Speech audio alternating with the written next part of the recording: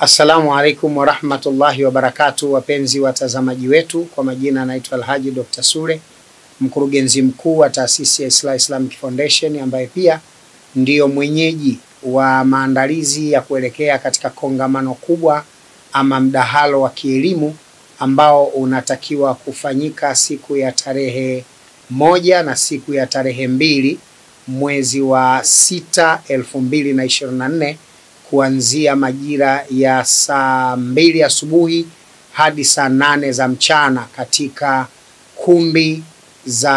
ukumbi wa Flamingo unaopatikana katika maeneo ya Mbezi Beach jijini Dar es Salaam,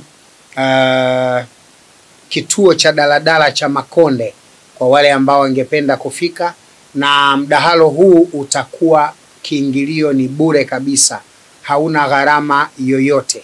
Sasa leo, kabla ya kuelekea katika tukio, zikiwa imebaki siku moja tu ya Ijumaa ya tarehe 31, tumefanikiwa kukutana na ndugu yangu, kipenzi changu, rafiki yangu, Bwana Pastor Ndacha kutoka nchini Kenya, ambaye ndiyo tunakwenda kufanya mdahalo huu wa kielimu.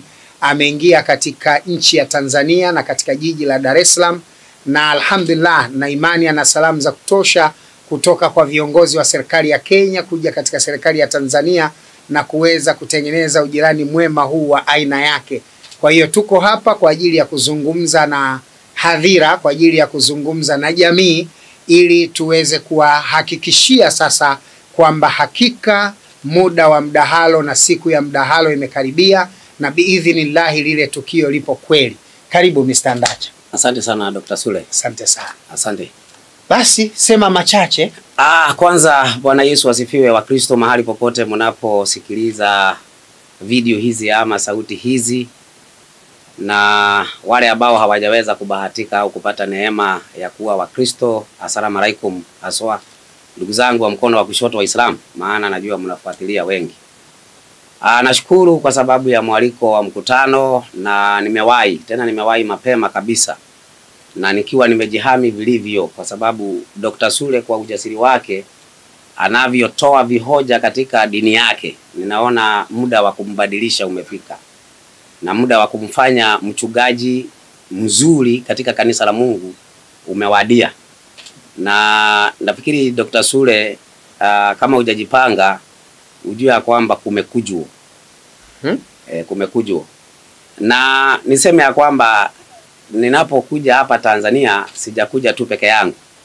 Nimekuja pamoja na viongozi wote ambao wanatuongoza kule Kenya. Wako pamoja nasi, wanafuatilia na wanapenda sana namna tunavyofanya mkutano, na tunajadiliana kwa njia ya amani. Jambo hilo limewapendeza sana. Kwanza kiongozi wa Kenya, rais wetu, anapendezwa na jambo hili kabisa. Kwa hivyo nafikiri ya kwamba atalifuatilia kabisa tunapokuwa tukilipeleka. Sasa Dr. Sule, mimi niseme ya kwamba nimejiandaa vilivyo, na nimejiandaa kabisa kujibu hoja zako ambazo zimekusababisha wewe kuwa Muislamu, kuzipindua na kuzivunja na kujenga msingi mwingine mpya, na kukufanya Mkristo wa ukweli. Kufanya Mkristo wa ukweli ambao utamtumikia Mungu wa kweli, na mwisho upate uzima wa milele, usije ukaangamia. Asante, karibu, nimeshukuru. Asante sana Bwana Ndacha, karibu sana Tanzania kwa mara nyingine. Nakumbuka mdahalo wa kwanza tuliufanya tarehe 8 na tarehe 9 mwezi wa 12 2023 katika viwanja vya Sabasaba hapa jijini Dar es Salaam. Na pale tulijadili mada ya Biblia na Qur'ani, kipi kitabu cha Mwenyezi Mungu, na Uislamu na Ukristo, ipi dini ya Mwenyezi Mungu ama dini ya haki. Lakini mada hii tunayokwenda kujadili kesho, tunakwenda kujadili mada ya 2 pia. Mada ya kwanza tutajadili je, Bwana Yesu alikufa msalabani, ambayo umeichagua wewe. Umetaka tujadili kwamba je, Bwana Yesu amekufa msalabani. Lakini pia mada ya pili ambayo tunakwenda kuijadili, tunakwenda kujadili uungu wa Bwana Yesu, kwamba je, Bwana Yesu ni Mungu. kwanza hizi mada nilizosema ndo sahihi tunakwenda kuzijadili? Ni hizo wala hazibadiliki. Asante sana, nimefurahi sana. Mimi nafikiri jiandae kuwa ustadhi. Yaani huna haja ya kunibatiza kwa mada hizi, jiandae kuwa ustadhi. Unajua mada zinakuelemea. Saiba wangu, yaani zinakuelemea sana. Mimi nataka Unajua zinakuelemea kwa sababu gani? Tunakwenda kujadili kifo cha Yesu msalabani. Wakati huo huo tunakwenda kujadili Mungu, Yesu ni Mungu ama sio Mungu. Timotheo wa kwanza 6:16 inasema ambaye yeye peke yake hapatikani na umauti, amekaa katika nuru isiyoweza kukaribiwa. Hakuna mwanadamu aliyemuona wala awezaye kumuona. Heshima na utukufu vina yeye hata milele. Amin. Hii ndo sifa ya Mungu anayetambulika na Biblia. Kwanza hapatikani na mauti, pia hakuna mwanadamu aliyemuona. Kama alikufa msalabani na Yesu na itikadi ni Mungu, walimkamataje na Mungu haonekani? Yani jiandae kuwa Muislamu. Kwanza kitu ya kwanza, ukiona mtu ambaye anajaribu kujipa defense kabla ya vita kuwa imeanza, ujue mtu huyo bado ana kiwewe, ana wasiwasi. Wewe gojea mpira uingie kwa kiwanja alafu tusikie utachezwaje. Sasa mimi sitakujibu kwa hilo. Wewe gojea siku ifike alafu niletee hiyo. Ndio utajua ya kwamba hiyo ni msusi ambayo nimezoea kuula. Sasa nafikiri ya kwamba ndugu yangu Sule, kwa mujibu wangu Qur'ani yasema ya kwamba watu wameumbwa ili waweze kuokoka. Na Biblia inasema ili uokoke lazima ukiri. Si vile mnasema shahadu ati Muhammad Rasulullah. Hapana, lazima ukiri Yesu ni Bwana na uamini moyoni mwako ya kuwa alifufuliwa kutoka kwa wafu. Mungu alimfufua katika wafu. Sasa hiyo ndio mtakaookoka. Kivinginevyo mimi nataka niwahakikishie ni finali jahannam halid na fiha abadan. Sasa wewe jiadae brother. Mimi nikwambie kitu Pastor Ndacha. Kumbe hata maandiko bado. Yaani wewe jiandae kuwa Muislamu. Yaani wakati unazungumza mimi nitazungumza kwa aya. Unasema uzima wa milele ni kumkiri Yesu na kumwamini kwamba amekufa msalabani na ameletwa duniani ili aokoe dhambi zetu. Yesu mwenyewe anasema katika 17 Yohana sura ya aya ya 3 anasema na uzima wa milele ndio huu, wa kujua wewe Mungu wa pekee na wa kweli na Yesu Kristo aliyemtuma. Kwa hiyo kwa mafundisho ya Yesu uzima wa milele ni kumjua Mungu wa kweli tena wa pekee, alafu Yesu ni mtumishi wa Mungu, sio kafa msalabani. Jiandae kuwa Muislamu. Sasa nafikiri ninasema hivi na narudia tena. Hoja zako kuhusiana na mada ya uungu wa Yesu sikujibu kwa sasa. Mimi nimejaribu kukupea kajia kidogo tu ambaye katakupa uzima wa milele na kuokoka. Sasa nakuibia siri kidogo tu nakuibia siri. Lakini wacha nikwambie Sule, kama hujawahi kupatana na hoja, wewe ujipage tu. Wewe unajua unadhani ati hiyo tu unasema hapo Mungu hafi. Wewe ngoja ifike hiyo siku. Ndio utajua, utasikia vihoja. Ile kitu nakuhakikishia mbele ya hizi video TV zote hizi ambazo zina rekodi.